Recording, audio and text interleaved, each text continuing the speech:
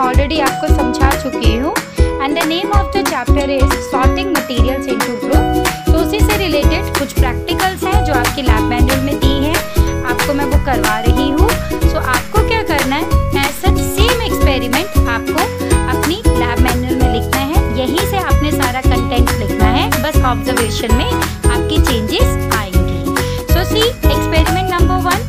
What is our experiment number 1? Objective to demonstrate the effect of heating and cooling on a solubility of a common salt in a water. हम क्या करेंगे बच्चे, हमारा जो सबसे पहला एक्सपेरिमेंट है वो क्या है, हम एक गिलास में क्या करेंगे, ठंडा पानी ले लेंगे और एक गिलास में मैंने गर्म पानी ले लिया। अब वो जो ठंडा पानी लिया और जो गर्म पानी लिया ना, उसमें मैं क्या करूँगी, कॉमन सॉल्ट को ऐड करूँगी। कॉमन सॉल्ट सिंपली क्या होता है, वो वाला नमक जो हम लोग घर पे यूज़ करते हैं सब्जी वगैरह बनाने के लिए। अब जब मैं वो कॉमन सॉल्ट लूँगी तो कॉमन सॉल्ट लेने पर मैं देखूँगी कि वो जो सॉल्ट है क्या वो सॉलेबल है हॉट वाटर में या कोल्ड वाटर में। तो उसकी सॉलेबिलिटी के बेसिस पर हम बताते हैं कि वो जो सब्सटेंस है वो कम्प्लीटली सॉलेबल हो रहा है या नहीं हो रहा।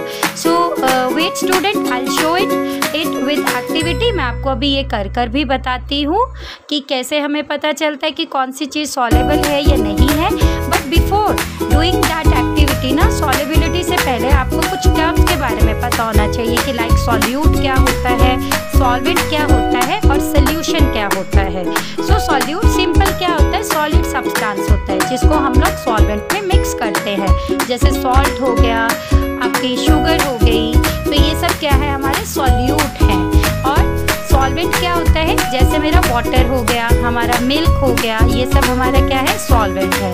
तो जब हम पानी में चीनी डालते हैं तो वो कौन सा वाटर बन जाता है, शुगरी वाटर, तो उसको हम लोग कहते हैं सॉल्यूशन। और अगर मैं सॉल्ट ऐड करती हूँ वाटर में तो वो क्या बन जाता है, सॉल्टी वाटर, तो उसको हम लोग क्या कहते हैं, सॉल्टी वाटर सॉल्यूशन। तो इस तरह से अब ये जो सब्सटेंसेस हैं ये सॉलेबल है या नहीं है, ये हम इस एक्सपेरिमेंट में करेंगे। So let's start our experiment. Now see बेटा, ये जैसे मैंने यहाँ पर ये शुगर ली है, अब ये शुगर क्या है, हमारा सॉल्यूट, और ये जो मैंने सॉल्ट ली है ये भी क्या है, हमारा solute.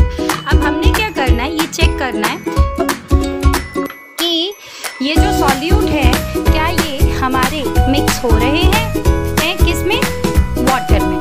So see I have taken half glass of chilled water, ये मैंने बिल्कुल ठंडा पानी लिया है। अब ये जो मैंने ठंडा पानी लिया है इसमें मैं क्या करूँगी, सॉल्ट को ऐड करूँगी। सो सी बच्चा, ये मैंने बिल्कुल ठंडा पानी लिया है, इवन आपको यहाँ से भी दिखाई दे रहा होगा, ये देखिए यहाँ पे वाटर वेपर्स आ रहे हैं इसके, तो ये ठंडा पानी है। अब मैंने इसमें सॉल्ट मिक्स करने की कोशिश कर रही हूँ। तो सी जो सॉल्ट है वो इतना जल्दी मिक्स नहीं होगा, इसमें जो है कुछ पार्टिकल्स नीचे रह जाएंगे। बट यही अगर मैं सॉल्ट को ऐड करूँगी नॉर्मल वाटर में, तो नॉर्मल वाटर में जो सॉल्ट है वो बहुत ही क्विकली मिक्स हो जाएगा। सी अब ये सॉल्ट क्या कर रहा है, इसमें जो है पूरी तरह से जो है हमारा, इसमें देखिए वो देखो सॉल्ट नीचे बैठा हुआ है ठंडे पानी में, तो नॉर्मल पानी में जो है वो मिक्स हो जाएगा। तो इस तरह से हम बताते हैं कि वो सॉलेबल है या नहीं है। तो सिंपल, जब हमने कॉमन सॉल्ट का एक्सपेरिमेंट किया तो हमें ये पता चला कि जो कॉमन सॉल्ट है वो नॉर्मल वाटर में या हीट वाटर में क्या होगा, हमारा सॉलेबल होगा, और कोल्ड वाटर में वो हमारा सॉलेबल नहीं होगा।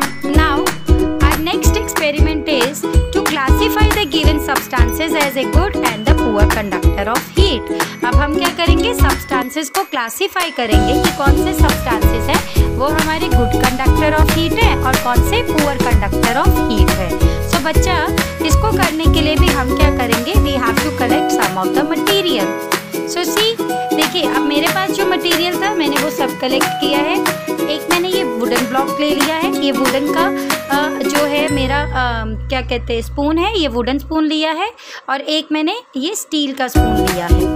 ओके, तो जब हम इस वुडन स्पून को और इस स्टील के स्पून को मैं हीट करूँगी, मैं गैस के ऊपर रखूँगी, तो बच्चे इन दोनों में से कौन सा गर्म होगा जल्दी, हमारा स्टील वाला, और जो वुडन है वो गर्म नहीं होगा। तो इससे हमें ये पता चलता है कि जो वो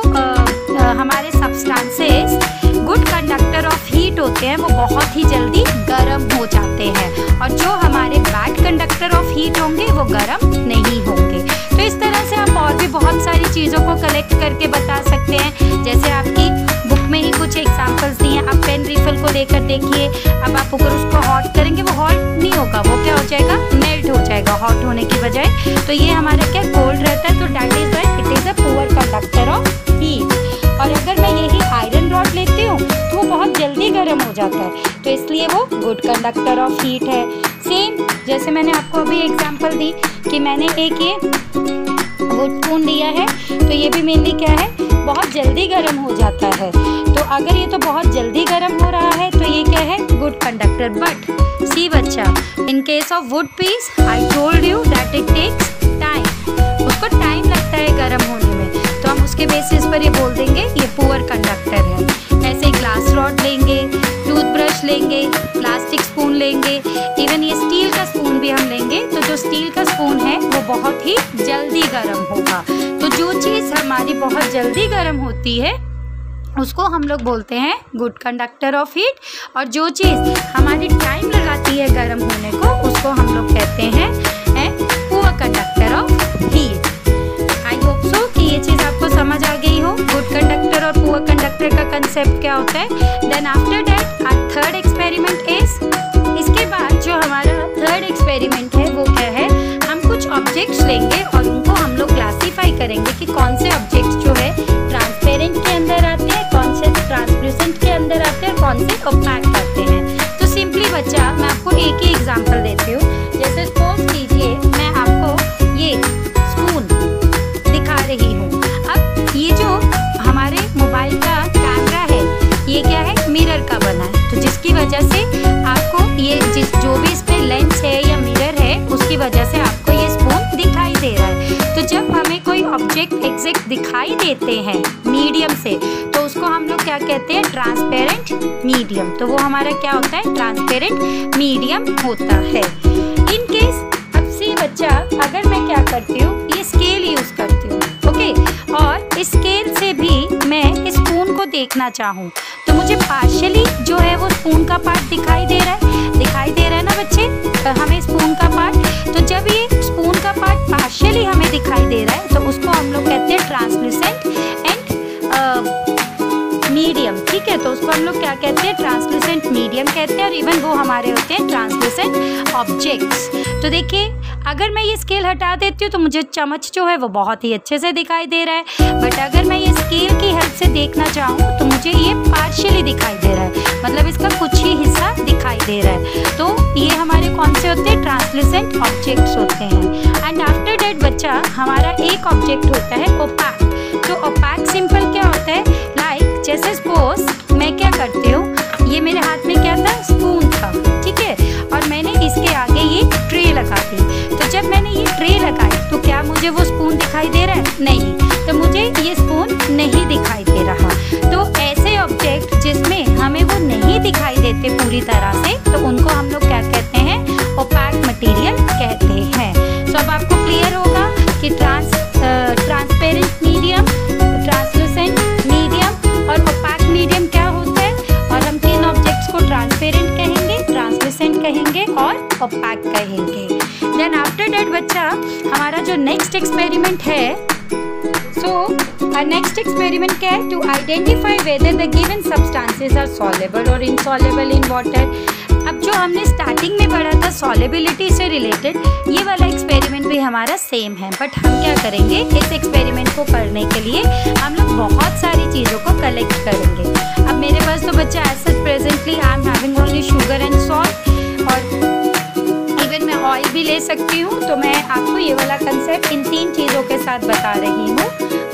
सो मैंने क्या क्या कलेक्ट किया है, so I have collected salt, see this is my salt, मैंने सॉल्ट को कलेक्ट किया है। Then I have collected sugar, ये शुगर है मेरी। Then again I have collected 2 glasses of water, और फॉर स्टीरिंग देम मैंने एक स्पून लिया है, और इसके साथ मैं थोड़ा सा ऑयल भी कलेक्ट कर रही हूँ। So I have collected mustard oil also for showing the solubility of the solution. So let's start our experiment. Now see बच्चा, किया, ये जो सबसे पहला गिलास है इसमें मैंने क्या किया, शुगर को डाला। ओके, अब मैं ये शुगर को डालने के बाद इसको स्टिर कर रही हूँ, मिक्स कर रही हूँ।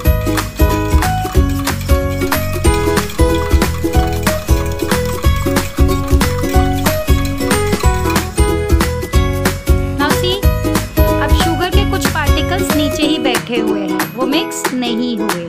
ओके, अब इन केस ऑफ शुगर मैंने ये दूसरे गिलास में क्या किया, सॉल्ट डाला और मैंने उस सॉल्ट को भी क्या किया, स्टिर किया। मैं उसमें मिक्स कर रही हूँ।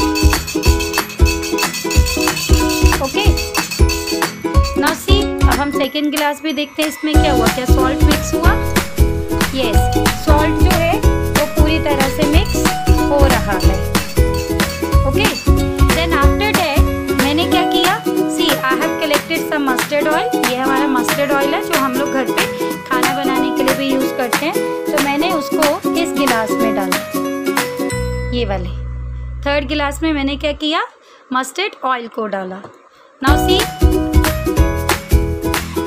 आई have put some of the mustard oil. Even मैंने इसको भी स्टीर करने की कोशिश की। तो देखिए, क्या ये मिक्स हो रहा है? नहीं, ये मिक्स नहीं हो रहा। ये मिक्स हो रहा है? नहीं। तो इस तरह से बच्चे हम लोग क्या करते हैं, जब अलग अलग सब्सटेंसेस लेते हैं तो अलग अलग सब्सटेंसेस की अलग अलग वे से सॉल्युबिलिटी होती है। तो आप यही सेम एक्सपेरिमेंट को चॉक के साथ भी कर सकते हैं, सैंड के साथ भी कर सकते हैं। तो सबकी सॉल्युबिलिटी ऐसे ही होती है। तो कुछ हमारे मिक्स हो जाते हैं और कुछ मिक्स नहीं होते। लाइक जैसे ऑयल क्या कर रहा है हमारा, इसमें ऊपर तैर रहा है। ठीक है, शुगर क्या होगी, वो पूरी तरह से मिक्स नहीं हुई। और सॉल्ट क्या हो गया, इसमें पूरी तरह से मिक्स हो गया। सो बच्चा, what you have to do after watching the video, you have to write all the experiment in your science lab manual.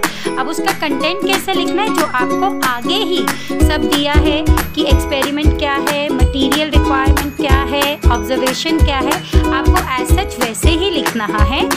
But जो हेडिंग्स होनी चाहिए वो आपकी किसके साथ होनी चाहिए, ब्लैक पेन से होनी चाहिए। और जो एक्सप्लेनेशन है वो आपकी ब्लू पेन से होनी चाहिए। तो बच्चे, ये आपकी लैब मैनुअल है और ये वाला जो मैंने आपको टॉपिक करवाया है, ये हमारा सॉर्टिंग मटेरियल वाला टॉपिक है जो मैंने आपको पूरा समझाया है।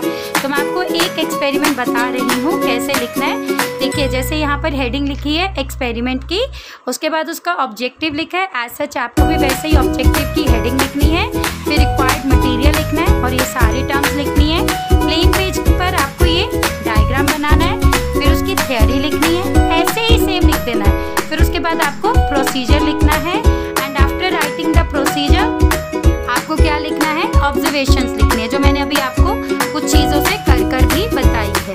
तो आपके पास से जो जो मटेरियल होगा इनमें से आप उसको करके देखिएगा और उसके पॉइंट ऑफ व्यू आप ऑब्जर्वेशन लिख दीजिएगा।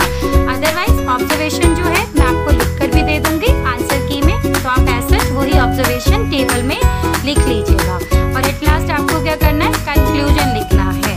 बट बच्चा, जो हेडिंग होनी चाहिए वो आपको किससे लिखनी है, ब्लैक पेन से, और एक्सप्लेनेशन किससे लिखनी है, ब्लू पेन से। So please student, watch the video properly, listen the instruction carefully and complete your work. Please submit your work on time. आप अपना काम कीजिए और टाइम पर सबमिट कीजिए ताकि आपको इंटरनल असेसमेंट में अच्छे मार्क्स मिल सके।